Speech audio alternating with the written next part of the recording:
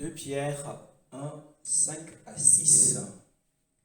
Pour cette raison même, faites tous vos efforts afin d'ajouter à votre foi la qualité morale, à la qualité morale la connaissance, à la connaissance la maîtrise de soi, à la maîtrise de soi la persévérance, à la persévérance la piété.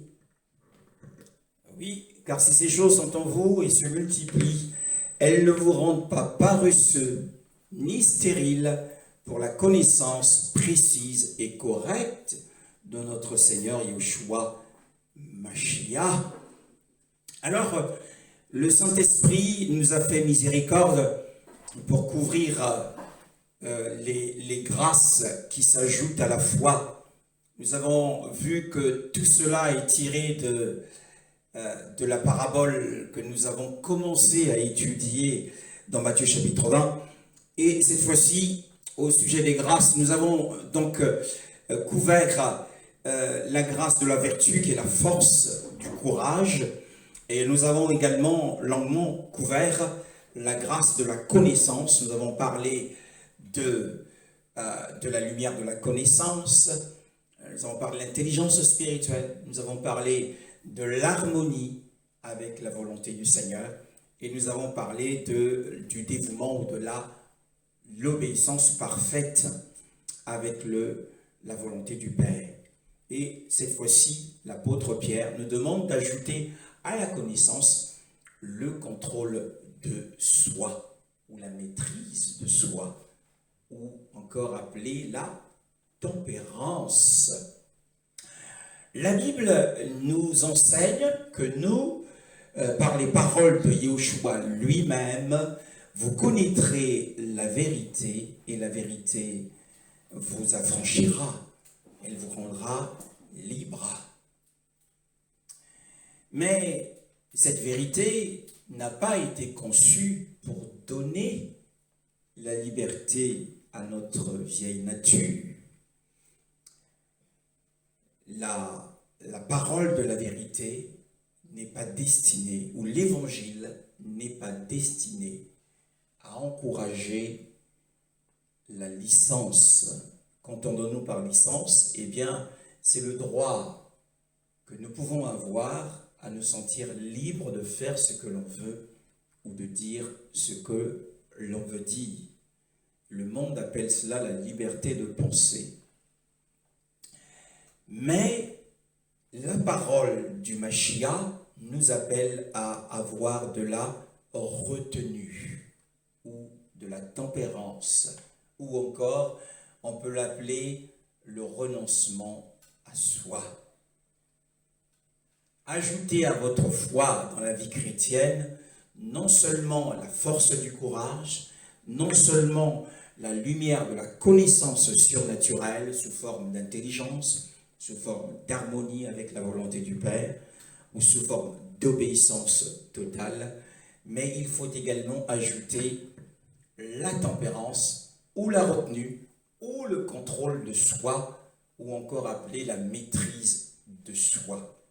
Attention, cette grâce qu'on appelle la maîtrise de soi, c'est l'une des leçons la plus difficile de la vie chrétienne.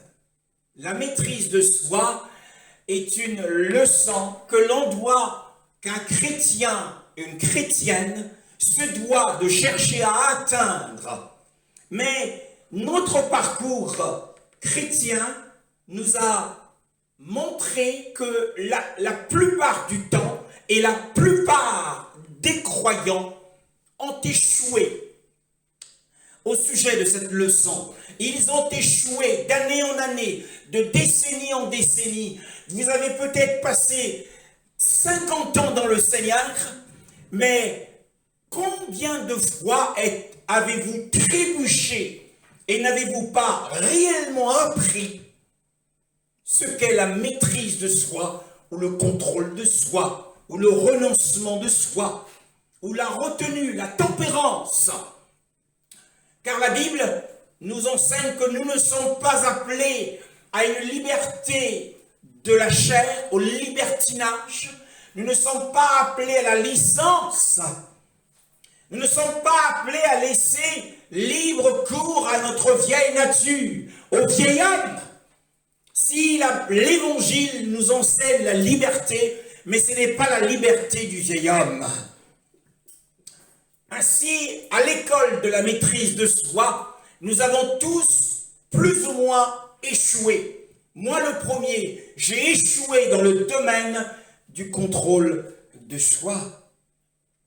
Et lorsque nous parcourons les Écritures, nous voyons que dans le livre de la Genèse, au temps même de la dispensation de la promesse, il y a eu des hommes qui ont également échoué, ont commencé à trébucher à l'école de la maîtrise de soi. Genèse chapitre 49, le verset 3 à 7. C'est bon. Ruben, toi mon aîné, toi qui es ma force et le premier de mes enfants, supérieur en dignité et en puissance, impétueux comme l'eau, tu n'auras aucun avantage, car tu es monté sur le lit de ton père, tu as souillé mon lit en y montant. Oui, à l'école de la maîtrise de soi, Ruben, à cause de son comportement violent, à cause de ses pulsions sexuelles, eh bien cet homme n'a pas réussi à se contrôler. Il était pourtant l'excellence en dignité de Jacob, l'excellence en force. C'était le premier-né, il était destiné à hériter le double héritage du droit d'aînesse, mais il ne l'obtint pas lorsque le patriarche, rassemblant les fils, prononçait la bénédiction sur chacun d'eux. Il dit, tu es impétueux et tu n'auras pas la prééminence, tu n'auras pas l'avantage du premier-né. Donc il a perdu le droit de la nouvelle naissance, ou la naissance, le droit de naissance, à cause de son manque de maîtrise et parce qu'il n'avait pas contrôlé ses pulsions. Il est allé avec la femme de son père. Et un autre cas, au verset 5 à 6 de cette même prophétie. Siméon et Lévi sont frères, leurs épées sont des instruments de violence. Je ne veux pas participer à leur conciliabule, je ne veux pas m'associer à leur assemblée, car pour assouvir leur colère, ils ont tué des hommes, et pour suivre leurs désirs, ils ont mutilé les jarrets des taureaux. Maudite soit leur colère, car elle est violente, et leur fureur, car elle est cruelle. Je les séparerai dans Jacob, je les disperserai dans Israël. Alors, Jacob, ayant vu que ni Siméon ni Lévi, également à cette école, n'ont pas pu atteindre le contrôle de soi ou le renoncement d'eux-mêmes, ils ont exercé une violente colère, ils ont manifesté une violente colère en tuant des hommes à cause de Dina, leur sœur, qui avait été déshonorée. Donc nous voyons que la maîtrise de soi concerne à la fois nos actes, à la fois nos paroles. Alors ces hommes ne se sont pas retenus, ils n'ont pas réussi à se contrôler et ils ont échoué dans le domaine du contrôle de soi. Un autre cas de figure, un des descendants de Lévi, lorsque Jacob maudit la colère de Lévi, mais cette colère pourtant deviendra héréditaire. Nous lisons dans le livre de Nombres, au chapitre 20, le verset 8 à 12, un récit mémorable. L'Éternel dit à Moïse, prends le bâton et convoque l'assemblée, toi ainsi que ton frère Aaron. Vous parlerez au rocher en leur présence, et il donnera son eau. Tu feras sortir pour eux l'eau du rocher, et tu feras boire l'assemblée et leur bétail. Moïse prit le bâton, qui se trouvait devant l'Éternel, comme l'Éternel lui avait ordonné. Moïse et Aaron convoquèrent l'assemblée en face du rocher, et Moïse leur dit, écoutez donc, rebelles, est-ce de ce rocher que nous ferons sortir de l'eau pour vous? Puis Moïse leva la main et frappa 2 fois le rocher avec son bâton. Il sortit de l'eau en abondance. L'assemblée but, ainsi que le bétail. Oui, l'homme le plus doux de la terre, l'homme le plus humble de la terre, Mais parce qu'il avait en lui cet esprit d'hérédité, l'esprit de colère venant de son ancêtre Lévi, parce qu'il était issu de Lévi, et qu'il y avait en eux cet esprit de colère, c'était un esprit de famille. Alors, lorsqu'il a reçu l'instruction précise de parler au rocher, au lieu de parler au rocher, mais nous voyons qu'il a rajouté des paroles de ce que Yahweh ne lui avait pas dit. Il a commencé à maltraiter, à traiter Israël de rebelle. Et ensuite, il a frappé 2 fois le rocher. Et à cause de cet acte déplacé, Moshe, son manque de maîtrise de lui-même, lui a empêché d'entrer dans Canaan. Et le ministère qui était sous ses mains lui avait été retiré. Voyez-vous, à cette école, même des grands hommes comme Moshe, un homme comme Moshe est tombé. Il a échoué. Un autre cas, c'est celui de 2 Samuel chapitre 11, le verset 2 à 4. Un soir, David se leva de son lit. Comme il se promenait sur le toit du palais royal, il aperçut de là une femme qui se baignait et qui était très belle. David fit demander qui était cette femme, et on lui dit, n'est-ce pas Bathsheba, fille d'Eliam et femme d'Uri le Hittite? David envoya alors des messagers la chercher. Il vint vers lui et il coucha avec elle. Elle vint vers lui et il coucha avec elle, alors qu'elle venait de se purifier après ses règles. Oui, nous voyons ici David manquant de contrôle de lui-même. Il n'a pas pu maîtriser son regard. Il n'a pas pu maîtriser ses désirs. Il a aperçu une femme nue en train de se baigner. Alors les désirs impurs sont montés en lui. La Bible nous parle d'avoir de la retenue, mais il n'a pas eu de retenue. Il a usé de ses pouvoirs, puisqu'il était roi, et d'aller chercher la femme qui appartenait à un autre. C'était une femme mariée. Et il est allé avec. Oh, l'homme selon le cœur d'Élohim a échoué à l'école de la maîtrise de soi. La maîtrise de soi concerne, eh bien, le contrôle des yeux, le contrôle des paroles, le contrôle de nos actes. Et un autre cas de figure, après David, il y a eu un de ses fils, Amon, dans 2 Samuel 13, le verset 1 à 2. Après cela, voici ce qui arriva. Absalom, le fils de David, avait une sœur qui était belle et qui s'appelait Tamar. Or, Amon, le fils de David, tomba amoureux d'elle. Amon était anxieux, jusqu'à se rendre malade à cause de sa sœur Tamar. En effet, elle était vierge, et il lui paraissait difficile de faire la moindre tentative auprès d'elle. Auprès d'elle. Et nous n'allons pas lire toute l'histoire, mais nous savons que cet homme, à cause des sentiments qui le tourmentaient, il a manqué de retenue, il a manqué de tempérance, et il a mis en place, avec l'aide de son ami Jonadab, un stratagème très rusé dans lequel Tamar, cette belle fille, est tombée et Amon l'a violée. Bien-aimé dans le Seigneur, le manque de contrôle de soi. Donc nous voyons dans l'Ancienne Alliance des hommes qui ont échoué à cette école, qui n'ont pas pu atteindre cette leçon. Mais aussi dans la Nouvelle Alliance, nous voyons Pierre marcher sur les eaux par la puissance du Saint-Esprit, parce qu'il était un homme courageux, un homme de foi. Nous voyons ce même Pierre être parmi les invités privilégiés à monter sur la montagne de la transfiguration. Le même Pierre entendre la voix du Père, dire « Celui-ci est mon fils bien-aimé ». Le même Pierre, il a vu Moshe, il a vu Élia. C'était lui qui les avait reconnus. Il les a cités. Le même Pierre a été environné de la nuée du Saint-Esprit. Et ce Pierre-là, qui avait fait les expériences glorieuses, les expériences de la divinité, nous le voyons à Gethsémani prendre l'épée et arracher l'oreille de Malchus dans sa colère.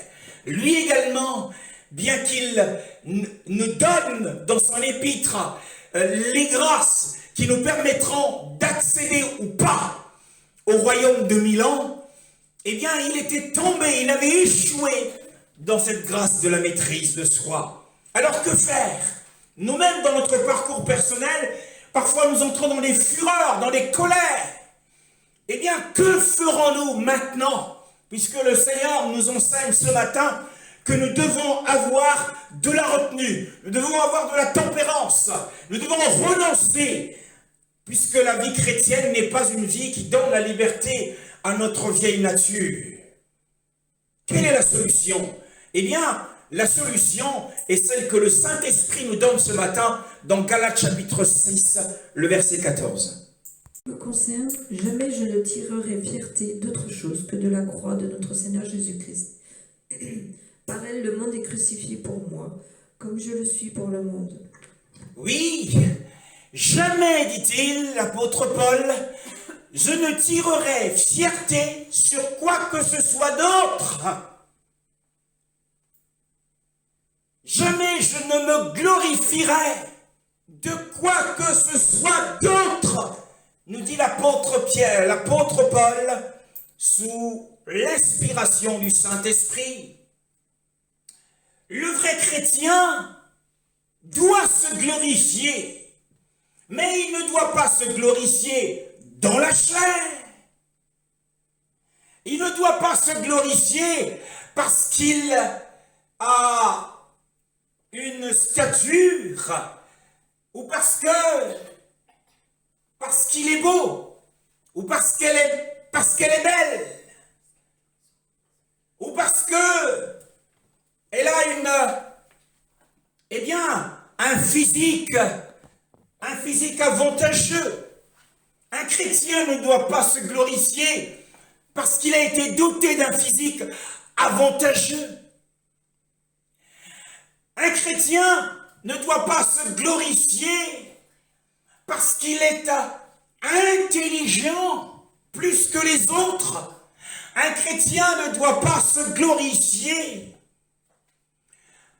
du monde parce qu'il est né d'une bonne famille, parce qu'il vit dans un pays prospère, ou parce qu'il fait des voyages.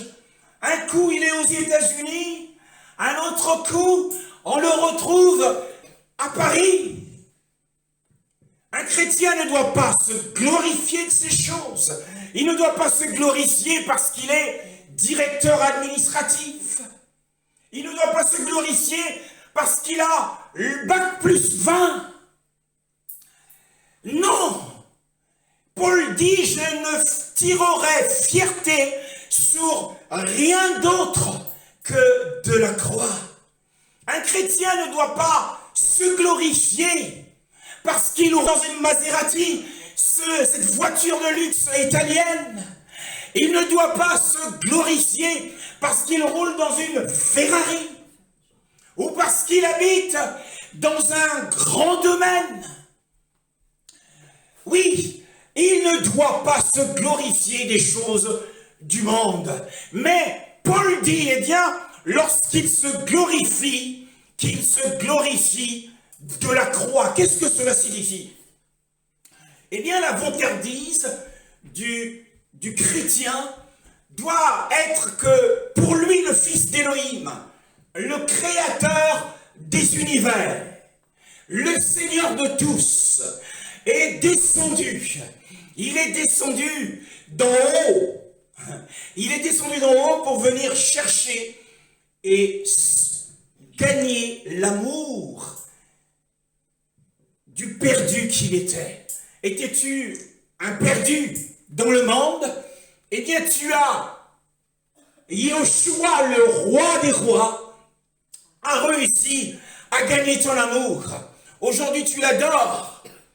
Et c'est de cela dont tu dois te glorifier. Lorsque l'apôtre parle de la croix, il ne parle d'autre chose que de la descente du Seigneur de la vie. Lorsque le Seigneur de la vie s'est penché jusqu'à la mort pour lui, c'est pour cela qu'il se glorifie. Il se glorifie Un homme se glorifierait lorsqu'il obtiendrait la visite du président de la République. Mais ici, le roi des rois, le Seigneur de tous, le Seigneur de la vie, est descendu mourir à la croix pour lui. Lui, le juste, est devenu, il a été maudit à notre place. C'est vraiment une question de se glorifier. Glorifions-nous parce que le béni du ciel a été maudit à notre place. Nous devons nous glorifier de cela. C'est cela, se glorifier de la croix. Bien-aimés dans le Seigneur, ce n'est pas seulement une question de grâce, mais une question de salut. Et Paul dit, eh bien, au verset 14, que le monde a été crucifié pour lui, et lui, il a été crucifié pour le monde. Comment devons-nous comprendre cela sous l'inspiration du Seigneur? Eh bien, le but du Seigneur, d'Élohim, c'est de pouvoir garder les chrétiens à l'écart du monde par le moyen du Mashiach croisé. Le Mashiach croisé, c'est-à-dire le Mashiach en croix. Le Mashiach en croix et le Mashiach croisé. C'est une expression que peut-être que vous ne connaissez pas, mais c'est cela. Le monde a crucifié le Fils d'Élohim. Il existe des croisés, c'est des croisades. Mais quand on parle de croisés, on parle réellement de la disposition de la croix en croix. Voilà. Béni soit le Seigneur. Le monde a crucifié le Fils d'Élohim à l'époque. Et si Yoshua était encore sur terre aujourd'hui, le monde le crucifierait encore. C'est cela la vérité. Alors, nous devons nous éloigner, puisque le but du Père, à travers le Mashiach croisé, c'est de nous écarter du monde. Nous devons nous éloigner de ce monde maléfique. Car le monde entier est sous la puissance du malin. Alors, pour le monde, la croix, c'est important de le savoir, la croix du Mashiach est une pierre d'achèvement. Pour le monde. Et pour le chrétien, eh bien la croix crée un fossé entre lui-même et le monde. La croix crée une séparation, un fossé entre lui-même et le monde. Alors, la réception par Paul sur le chemin de Damas du Mashiach crucifié comme son sauveur personnel avait changé toutes ses activités.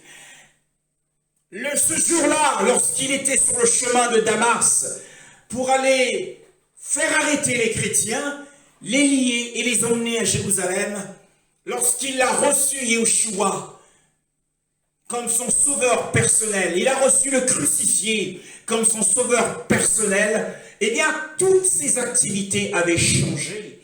Et son appréciation, attention, son appréciation du monde, son appréciation des choses du monde qui l'entouraient avait également changé.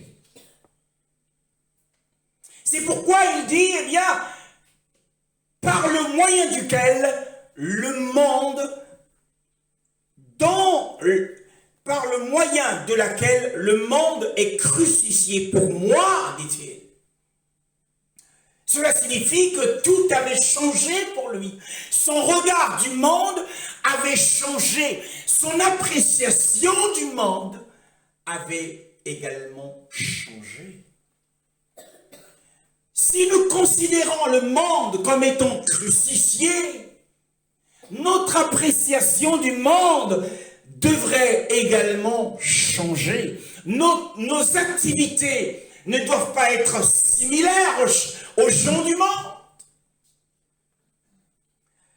Pour Paul, le monde qui avait crucifié Yeshua était un monde malfaiteur, était un monde noir, un monde condamné à la croix.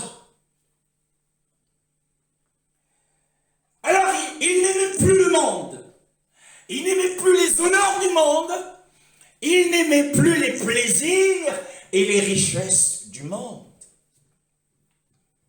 C'est pourquoi il dit, pour moi, le monde a été crucifié. Est-ce que pour nous, le monde est-il crucifié? Est-ce que nous n'aimons plus le monde? Est-ce que nous ne recherchons plus les honneurs du monde? Est-ce que nous ne recherchons plus les richesses du monde? Pour que le monde soit crucifié pour nous, il faut que nous n'aimions plus le monde. Cela signifie que nous n'aimons plus le monde. Nous ne recherchons plus l'appréciation des gens du monde. Nous ne recherchons plus les honneurs des gens du monde. Que nous ne recherchons plus les plaisirs qui sont dans le monde. Et que nous ne recherchons plus à faire fortune dans le monde. C'est ce que cela signifie, que le monde est crucifié pour moi. Mais cela ne s'arrête pas là. Le fait pour un chrétien, le fait pour Paul de recevoir dans son cœur la croix et de la prêcher a détruit quelque chose en lui. L'ancien crédit, la réputation, la confiance qu'il avait dans le monde. C'est pourquoi il dit, non seulement le monde a été crucifié pour moi, mais moi aussi, j'ai été crucifié pour le monde. Parce que nous disons que pour le monde, la croix du Mashiach est une pierre d'achoppement. Auparavant, Paul était sur la voie de la promotion. Si vous cherchez la promotion, vous la trouverez dans le monde. Il était sur la voie de la promotion. Il était un homme de capacité qui avait appris au pied de Gamaliel. Et c'était un homme d'études, un homme de connaissances.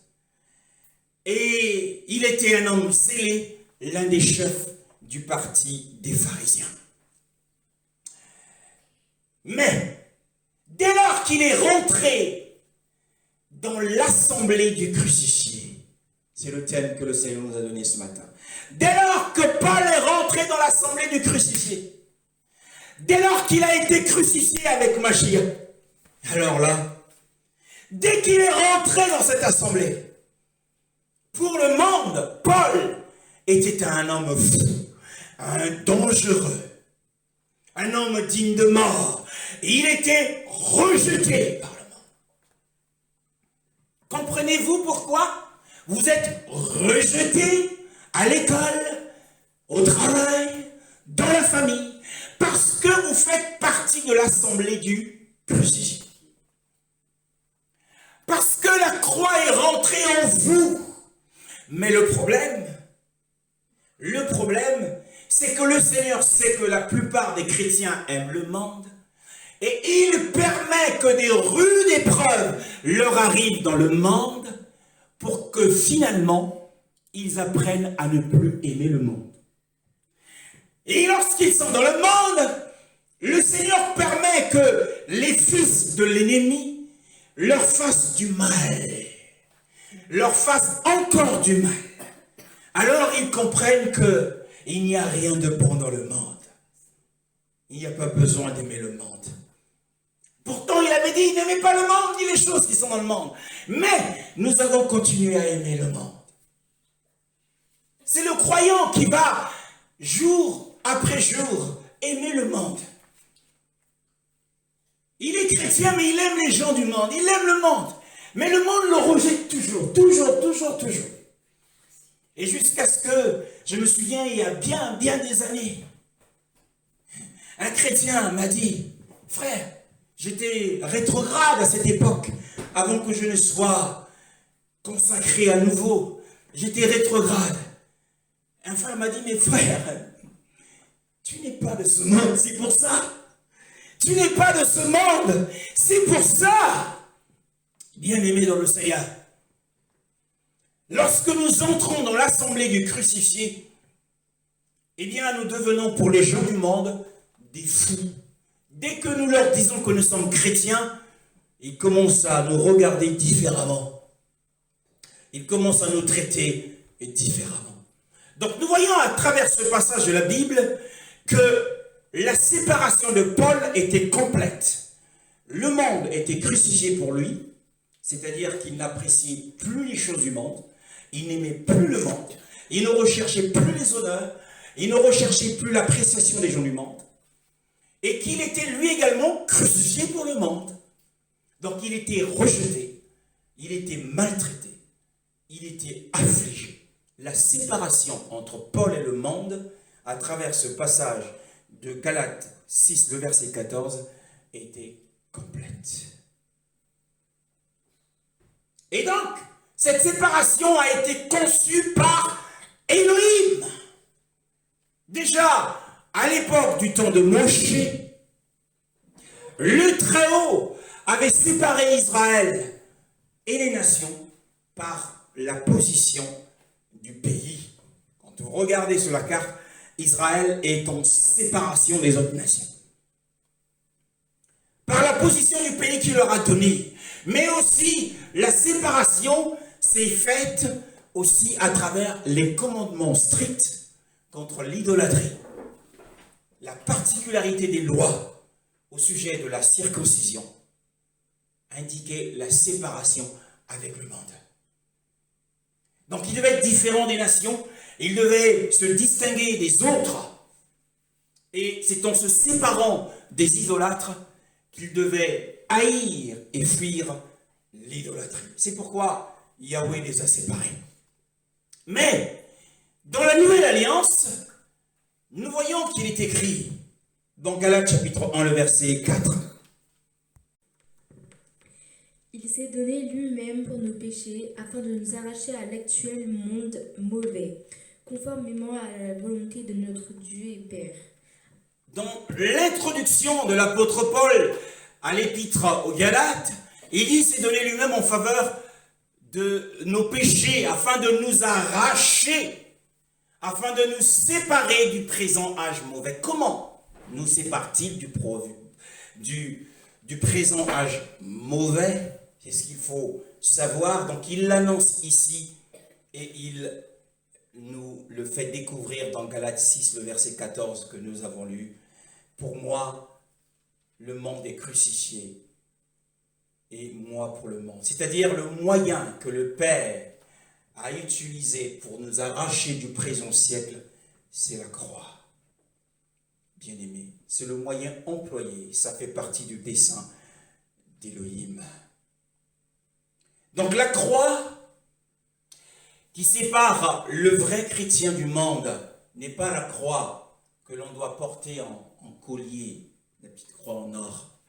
Ce n'est pas cette croix extérieure, mais la vraie croix du Mashiach, c'est celle qui est intérieure, la poutre intérieure, la poutre du rejet. Et dans 2 Rois, chapitre 18, le verset 4, nous lisons un récit intéressant. Il fit disparaître les hauts lieux, brisa les statues, abattit les idoles et mit en pièces le serpent de bronze que Moïse avait fabriqué, car les Israélites avaient jusqu'alors brûlé des parfums devant lui. On l'appelait Nehushtan. Oui, de qui s'agit-il ici? Eh bien, il s'agissait du roi Ézéchias. Et dans la sagesse divine, il a brisé le serpent d'airain de Moshe. Pourquoi? Il a éloigné d'Israël parce que les fils d'Israël étaient tentés d'adorer la croix ou le serpent d'airain pendu, qui symbolise la croix, bien sûr. Donc notre croix n'est pas extérieure, elle est intérieure. Et ce serpent d'airain aurait pu éloigner Israël de Yahweh, le Rédempteur. Pourquoi maintenant, la question qui se pose à nous, pourquoi parlons-nous du monde alors que nous avons commencé à parler de la maîtrise de soi? Et pourquoi, encore une fois, le monde a-t-il été crucifié pour Paul? Eh bien, Nous avons bien compris que le moyen le plus puissant que Elohim a utilisé dans la Nouvelle Alliance, dans l'Ancienne Alliance, le moyen qu'il a utilisé pour séparer Israël des nations, c'était les commandements, c'était les lois, mais le moyen le plus puissant qu'il a utilisé dans la Nouvelle Alliance pour nous séparer du monde, c'est la croix, nous l'avons dit. Une fois que nous recevons Yeshua, le crucifié, une fois que nous entrons dans l'assemblée du crucifié, eh bien nous sommes rejetés. Même si nous aimons le monde, nous serons toujours rejetés. Nous ne serons pas appréciés à cause du fait que nous l'avons reçu en nous. Et cette croix est en nous. Mais pourquoi le monde a-t-il été crucifié pour Paul? Eh bien, tout simplement parce que Paul, en étant un membre à part entière, un membre vivant du Mashiach crucifié, l'a fait sortir de la chair. Une fois que vous êtes crucifié avec Yeshua, vous sortez de la chair et du monde. Parce que le monde est le domaine, le monde est la sphère dans laquelle, eh bien, la chair se réjouit. La chair se réjouit dans le monde. Dans le monde des pécheurs, dans le monde des moqueurs. Lorsque vous êtes au milieu des moqueurs, qui se moquent des gens, ils se réjouissent. C'est la chair qui se réjouit. Et si vous ne faites pas attention, vous allez être pris par le même esprit et vous allez commencer à vous moquer aussi des autres. Vous allez participer à la moquerie. Et c'est la chair qui se réjouit. La chair vit dans le monde. Vous êtes assis avec des impudiques, des gens qui ont un langage impudique. À un moment, ça vous dérange, mais au bout d'un moment, si vous persévérez à être avec eux, vous commencerez aussi à avoir un langage impudique. Car les mauvaises compagnies corrompent les bonnes mœurs. Donc, la chair est en mouvement dans le monde. Dans le monde des débats. Vous voyez, dans le monde des débats à la télévision, lorsqu'il y a des débats, les débats sont passionnés, les gens sont en colère. Et lorsque la chair se trouve dans le monde des débats, la chair également se met en colère. Parce qu'elle n'aime pas la contradiction, elle n'aime pas. La chair vit dans le monde. Attention au monde des moqueries. Attention au monde des impudiques. Si vous êtes avec des impudiques, eh bien si vous êtes dans ce monde, la chair se trouve à l'aise. Et parce que la chair est à l'aise dans le monde, c'est pourquoi, sous l'inspiration du Saint-Esprit, Paul dit, le monde a été crucifié pour moi. Je n'apprécie pas la compagnie des moqueurs. Je n'apprécie pas la compagnie des impudiques. Eh bien, mon appréciation des choses et des gens du monde change complètement. Lorsque je les entends se moquer des autres, je me souviens d'un homme qui parlait du mal d'un autre en ma présence. Et quand il a fini, il dit « Ah, ça fait du bien. » C'est dans la chair. Ça fait du bien de dire, de casser du sucre sur le dos de quelqu'un. C'est la chair. C'est la vieille nature. Bien-aimé, la chair se réjouit, la chair vit et se meut. Et tu ne peux pas maîtriser la chair si tu es ami du monde. Galates chapitre 5, le verset 13, pour terminer. En effet, les circoncis eux-mêmes ne respectent pas la loi, mais ils veulent que vous soyez circoncis afin de pouvoir tirer fierté de votre corps. Verset 13. Car vous, frères, Galates 5, 13. 5, 13. Frères et sœurs, c'est à la liberté que vous avez été appelés. Seulement ne faites pas de cette liberté un prétexte pour suivre les désirs de votre nature propre. Poursuivre les désirs de votre nature propre. Le chrétien est composé de deux principes opposés. Il est composé de la chair et il est composé de l'esprit. Alors la chair est mauvaise, et Paul l'a dit. La chair est déchue depuis le temps d'Adam et elle ne peut pas être améliorée par la conversion. Notre chair n'a pas été améliorée, peu importe le nombre d'années, peu importe notre expérience dans le Seigneur. Notre chair n'a pas été améliorée. Donc, la liberté ou la licence pour la chair, car vous frères, vous n'avez pas été appelés à la liberté. Vous avez été appelés à la liberté, pardon. Mais cette liberté, seulement n'usez pas de cette liberté comme d'une occasion pour vivre sur la chair. La licence pour la chair est très mauvaise. Nous ne sommes pas libres de faire des choses dans la chair. Bien au contraire, nous devons avoir de la retenue, la maîtrise de soi. Là où la chair règne, dans un foyer où la chair règne, eh bien le péché entre en jeu. Et celui qui commet le péché est esclave du péché. Donc est esclave de Satan. Alors ne soyons pas esclaves de Satan. Si la chair règne dans notre foyer, dans notre maison, dans notre église, eh bien c'est que le péché est entré en jeu. Bien-aimés, il n'y a rien de bon dans la chair. Il n'y a rien de bon là-dedans. Et dedans, il n'y a que des choses mauvaises. Et pour retenir la chair, nous l'avons dit, il faut que le monde soit crucifié pour nous. Mais il faut aussi recourir à la puissance du Saint-Esprit, afin que la chair n'apparaisse pas dans nos paroles et dans nos actes. Nos paroles doivent être des paroles de grâce. Nous sommes au temps de la grâce. C'est les paroles de miséricorde, des bonnes paroles. Pour que la chair n'apparaisse pas en actes et en paroles.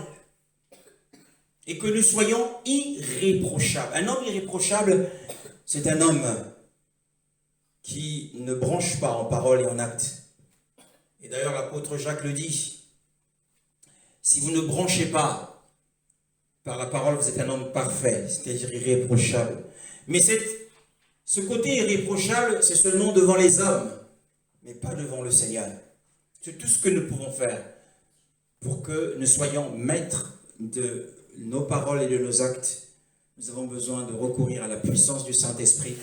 Mais nous devons aussi considérer comme Paul, le monde étant crucifié pour nous, car le monde est le domaine, nous l'avons dit, dans lequel la chair se sent mieux, la chair est en mouvement, la chair se réjouit et la chair vit dans le monde. Et tout ce que nous pouvons faire, c'est d'empêcher à ce que la chair se manifeste. Nous devons la mettre en dessous de nous, nous devons l'assujettir. Paul dit, j'assujettis mon corps, je le tiens assujetti. C'est tout ce que nous pouvons faire, mais nous ne pouvons pas empêcher les mouvements et les pensées de la chair en nous. Nous pouvons le retenir, mais les pensées, les mouvements à l'intérieur, nous ne pouvons pas le faire. Tant que le chrétien est dans le corps, il ne sera jamais parfait aux yeux du Seigneur à cause de ses mauvaises pensées, à cause des mouvements de son cœur. Mais il est capable, pour avoir la maîtrise, il peut ne pas laisser apparaître par ses paroles et ses actes ce qu'il pense d'un homme méchant.